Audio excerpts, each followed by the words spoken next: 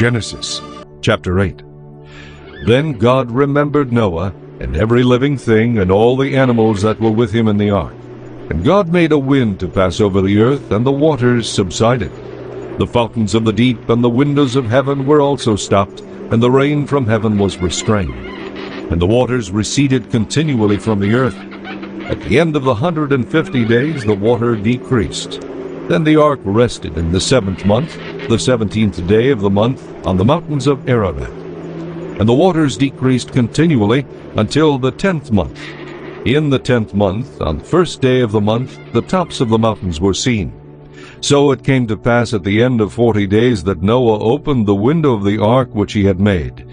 Then he sent out a raven, which kept going to and fro until the waters had dried up from the earth. He also sent out from himself a dove, to see if the waters had receded from the face of the ground.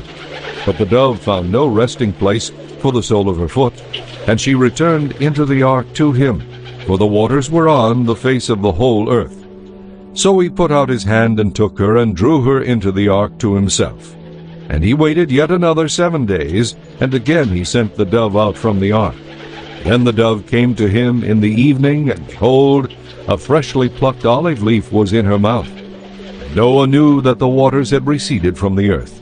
So he waited yet another 7 days, and sent out the dove, which did not return again to him any more. And it came to pass in the 601st year, in the 1st month, the 1st day of the month, that the waters were dried up from the earth. And Noah removed the covering of the ark, and looked, and indeed the surface of the ground was dry.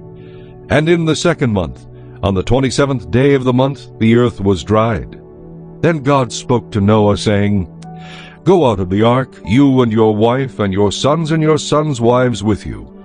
Bring out with you every living thing of all flesh that is with you, birds and cattle, and every creeping thing that creeps on the earth, so that they may abound on the earth, and be fruitful and multiply on the earth.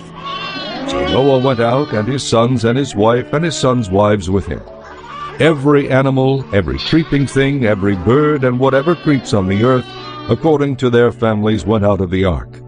Then Noah built an altar to the Lord, and took of every clean animal and of every clean bird, and offered burnt offerings on the altar. The Lord smelled a soothing aroma. Then the Lord said in his heart, I will never again curse the ground for man's sake, although the imagination of man's heart is evil from his youth, nor will I again destroy every living thing as I have done. While the earth remains, seed time and harvest, cold and heat, winter and summer, and day and night shall not cease.